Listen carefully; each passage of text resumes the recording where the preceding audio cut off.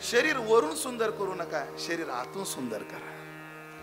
शरीरानं सुंदर असणाऱ्या सगळ्या होत्या देवानं डावलल्या, जी मनानं सुंदर होती तिचा स्वीकार केला. अशा प्रेम देत प्रेरणा देत भगवंताने लीला केल्या. वेळ कमी असल्यामुळे भगवान रांगू लागले. रांगता रांगता उमरा चढता टेका धरू लागले आणि टेका धरून भगवान आता त्यांनी छोट्या छोट्या गोपाळाची संघटना केली. ए गोपाळांनो वर या, पुढे यायचं तुम्ही सारखा. बारके बारके गोपाळ यावर या या या. वा वा वा वा. या असे छोटे छोटे छोटे छोटे या या इथे या, पुढे या, इकडे इकडे इकडे माझ्या पुढे या. चला चला चला. वा वा वा वा. अजून आहेत का गोपाळ कोणी? ए गोपाळ बसा खाली, बसा बसा बसा. बाबा तुम्ही नका उठू, कवळे कवळे गोपाळ पाहिजे मला. वा वा वा. पुढे रे इकडे सारखं जराशी माझ्याकडे तोंड करा. वा वा वा. भरपूर झाले गोपाळ. अजून पाहिजे होते पण असू आता. हा ये ये. चल चल चल चल. वा वा वा. ये ये बाळा ये. तुला उपमुख्यमंत्री करतो पण ये ये मा ये ये ये. वा वा वा. आला आला आला. चल बस इथं इथे पुढे पुढे पुढे. हा या या या बसा. असे काय केले भगवंतानं? गोपाळ छोटे छोटे गोळा केले. आधी पात्र परिचय करून घेतला. तुझं नाव काय? तुझं तुझं तुझं तुझं रे तुझं रे तुझं तुझं नाव रे.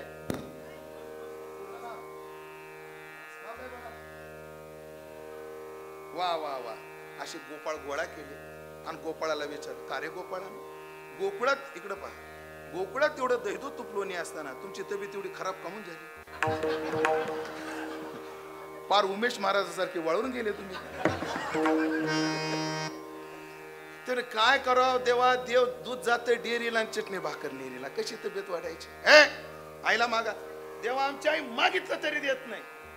चोरी करून खायचं रे म्हणले. गोपाळ म्हणले आम्हाला चोऱ्या येत नाही. भगवान म्हणले मी शिकवतो ना. मग तुम्ही कोण आहेत? आणि मी तुमचा काना शोभत नाही पण हो म्हणा आजच्या दिवस. तुम्ही कोण? मी तुमचा कोण? काना.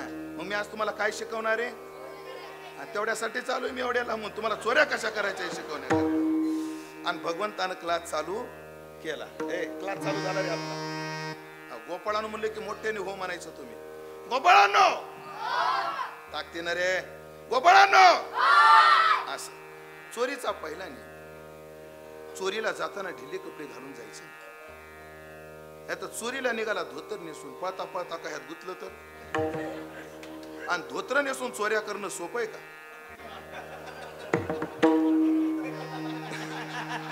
ज्याला जमलं त्याला जमत जाणे, कोणालाही जमत नाही. ते अवघड आहे ते.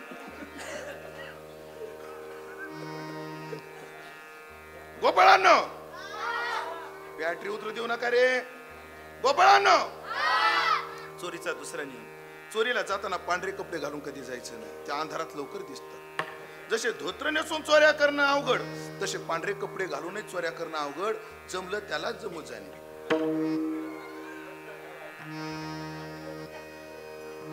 धन्यवाद. 2-4 जणांना तरी समजून घेतलं आम्हाला.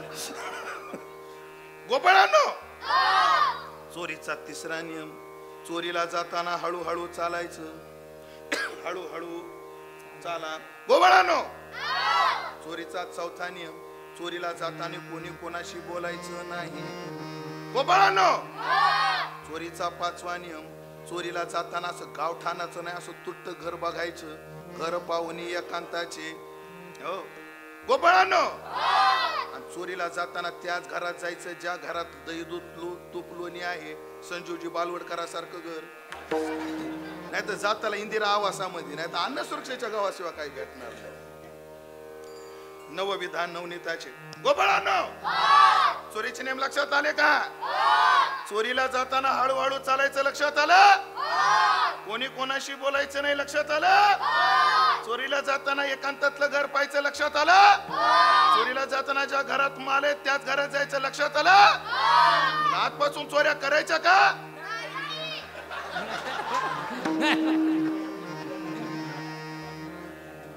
आम्हाला प्रश्न विचारला जातो की महिन्याचे काकडे करून सप्ते करून काय होतं. हा ज्यांना प्रश्न पडलाय ना त्यांना उत्तर हे. डोळे उघडून बघ म्हणा. हे मला सांगा वाघ महाराज. मी काय त्यांची रंगीत तालीम घेतली का हो म्हणायचं नाही म्हणायचं, पण चोरी म्हटलं की उत्स्फूर्तपणे काय म्हटले नाही म्हटले. ही ताकद या महिन्याभराच्या वातावरणाची ध्यानात ठेवा. पण ते गोपाळ हो म्हणले. गवळणी त्रस्त झाल्या, यशोदेच्या दारात आले. घराने सांगू लागल्या काय सांगावं यशोदे. हो आता त्या गवळणी गायिका होत्या बरं. सुखलाल महाराज क्लासिकल शिकलेल्या गवळणी होत्या, त्या साध्या सुध्या नव्हत्या. एक गोपिका पुढे आली, ती म्हणजे गारानं सांगणार पण ताल घेणार दादरा, राग घेणार बागेश्री.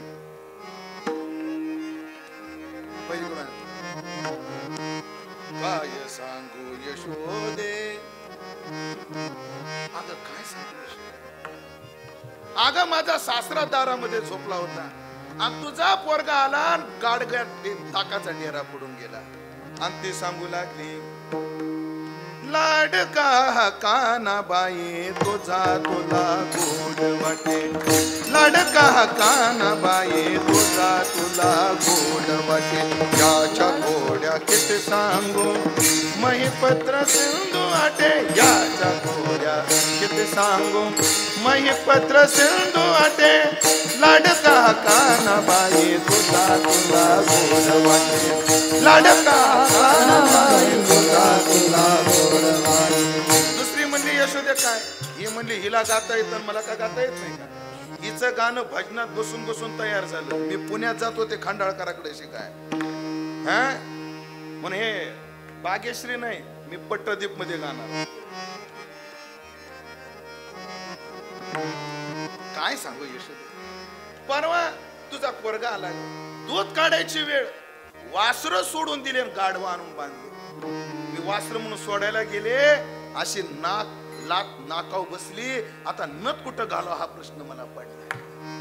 आणि ती का ती पट्टदीप मध्ये ताल दादरा. लाडका कानाबाई तुझा तुला गोड वाटे, लाडका कानाबाई तुझा तुला गोड वाटे. याच्या घोड्या किती सांगू महिपत्र सिंधू वाटे, याच्या घोड्या किती सांगू महिपत्र सिंधू वाटे. लाडका कानाबाई तुझा तुला गोड वाटे, लाडका कानाबाई तुझा तुला गोड वाटे. तिसरी म्हणजे हिला गाता येत मला गाता येत नाही का. ही तर पुण्यात शिकली, मी तर सवय गंधर्वला साथ केलेली बाई आहे. हा प्रभाताई यात्रेच्या मागे तानपुरी मीच असते. हे म्हणले आता असा नाही, मी बसंत मध्ये गाणार आणि ताल वापरणार एक ताल, बारा मात्र एक ताल वापरणार. आणि राग कोणता बसंत. आणि तिनं गायला सुरुवात केली. ती काय सांगू यशोदे, तुझा पोरगा येतो एका दिवशी मशाल घेऊन आला आणि मला म्हणतो चाल होय घराच्या बाहेर, काय तुझ्या घराला आग लावील. हे कुठं शोभतंय का, हा असं कुठं असतं का. आणि मी त्याला म्हंटल माझ्या घराला कस काय लावतो, तू त्या बापाचं का, त्या बापाचं घेऊन आली काय, आणि मुस्काडात मारली माझ्या.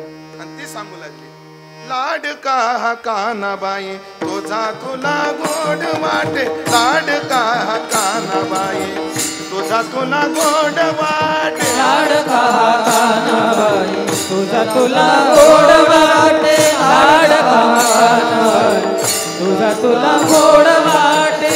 याच्या घोड्या किती सांगू महिपत्र सिंधू वाटे, याच्या घोड्या किती सांगू महिपत्र सिंधू वाटे, याच्या घोड्या किती सांगू महिपत्र सिंधू, याच्या घोड्या किती सांगू महिपत्र सिंधू वाटे. लाडका कानाबाई तुझा तुला गोड वाटे, लाडका कानाबाई तुझा तुला गोड वाटे, लाडका कानाबाई तुझा तुला गोड वाटे, लाडका कानाबाई तुझा तुला गोड वाटे, लाडका कानाबाई तुझा तुला गोड वाटे. अशा घोड्या झाल्या. एक तर म्हणजे काय सांगू यशोदे, माझ्या पुरीला मंगळ तुला माहिती, स्वैरिक जुळता जुळण आपण मजा टाक्याला हुशार निघाला. त्यानं बरोबर मंगळीला मंगळ्या शोधून आणला. गोपाळांनो गोपाळांनो, हे लग्न जोडणारे लय हुशार असतात. मंगळीला मंगळ्या, लंगडीला लांगडा, दुचकीला डुचका कसा सापडतो पण घेऊन येते गोपाळानं. मास्तरनीला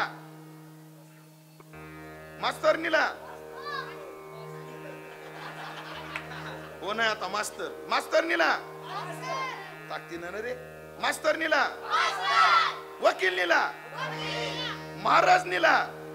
हा हे मधले जोड्या लावतात बरोबर. एक राहिलं रे. डॉक्टरनीला, हा नर्सला. हे म्हणते नरसाळू. काय कमाल झाली हो पोराची.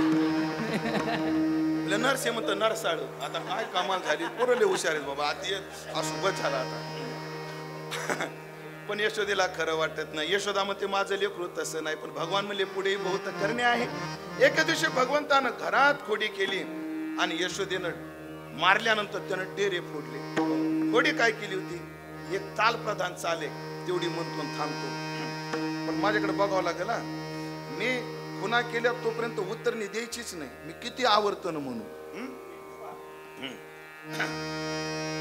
एका दिवशी यशोदेचं मंथन चालू आणि डेऱ्याचा आवाज येऊ लागला. घुम घुम घुम घुम घुम. कृष्णाला जाग आली आणि डेऱ्याजवळ गेला. आई मला ते दे ना. लोणी नाही. मग डेऱ्याचे घुम घुम वाजत ते मला दे. हे कसं देता येईल. आता कृष्णाची मागणी बघा कशी. सोडी काना रवी दोर सोडी म्हणतील्या देते. सोडी काना रवी दोर सोडी म्हणतील्या देते. आई मजले दे बया मजते दे. आई मजते दे ते दे ते दे डेरा घुम घुमते. आई मजते दे ते दे ते दे डेरा घुम घुमते. आई मजते दे ते दे ते दे ते दे डेरा घुम घुमते. डेरा घुम घुमते घुम घुमते. डेरा घुम घुमते घुम घुमते. डेरा घुम घुमते घुम घुमते घुम घुम घुम घुमते. आई मजते दे ते दे ते दे डेरा घुम घुमते. आई मजते दे ते दे ते दे ते दे दे दे दे दे दे दे दे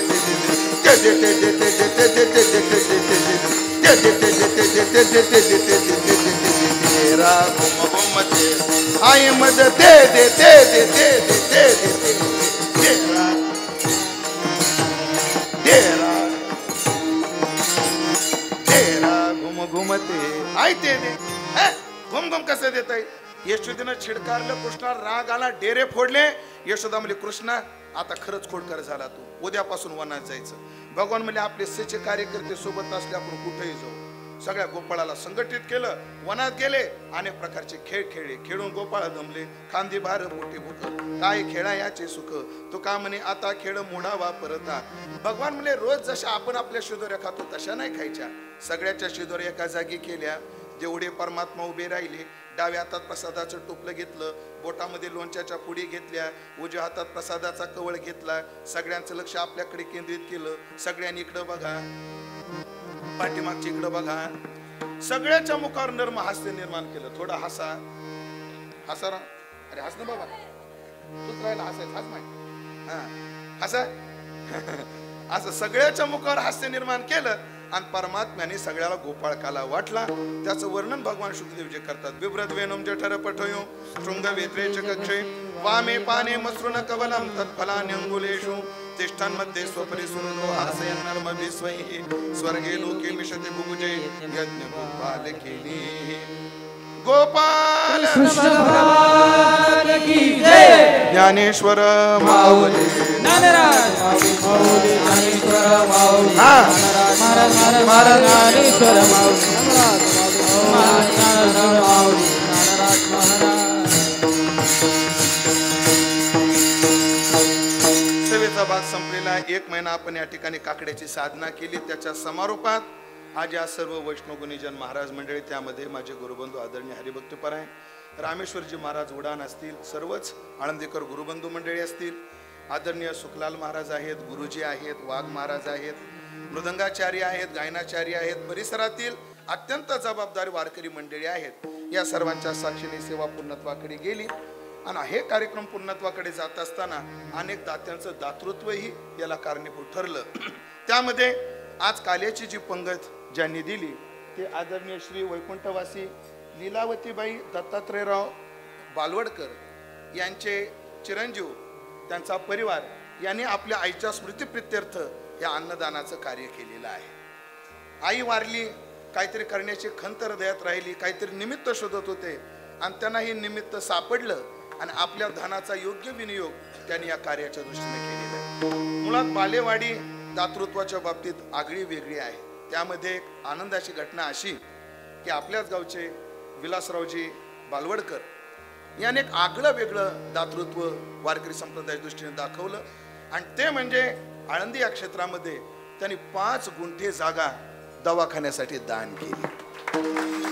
आणि त्या ठिकाणी काय होणार आहे, आळंदी पंढरीचे महिना वारकरी ज्यांनी आयुष्य भजनात घालवलं पण म्हातारपणी कोणी नाही, ज्यांना दुर्धर आजार जडले, ज्यांची कोणी सेवा करत नाही, म्हणून आदरणीय विलासरावजी बालवडकर यांनी जमीन दिली आणि तिथं शासनाच्या निधीतून बांधकाम होणार आहे आणि वयोवृद्ध वारकऱ्यांची तिथं सेवा होणार आहे. म्हणून असं आगळं वेगळं दातृत्व आपल्या गावामध्ये विलासरावांनी दिलेलं आहे.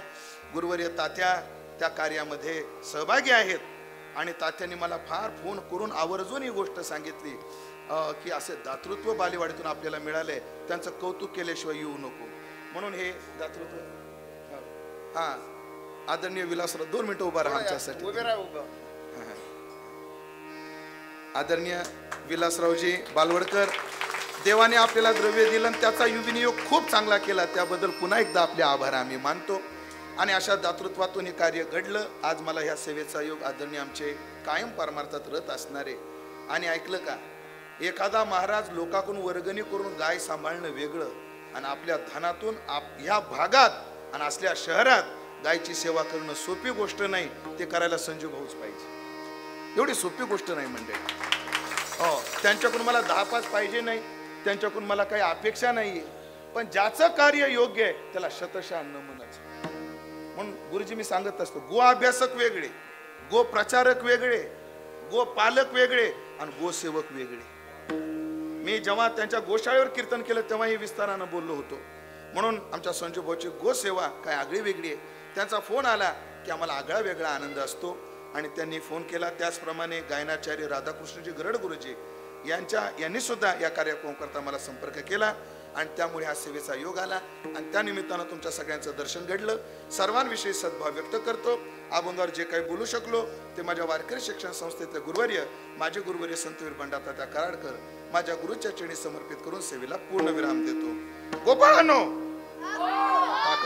गोपाळांनो, पटकन उभं राहा आणि आपापल्या जागेवर जा. आता हे हांडी फोडताना धिंगाणा करतील लई, आताच रान स्वच्छ केलेलं. बरं, पुन्हा या सगळ्यांचे आभार मानून सेवेला पूर्ण विराम. विठ्ठल जय जय विठ्ठल.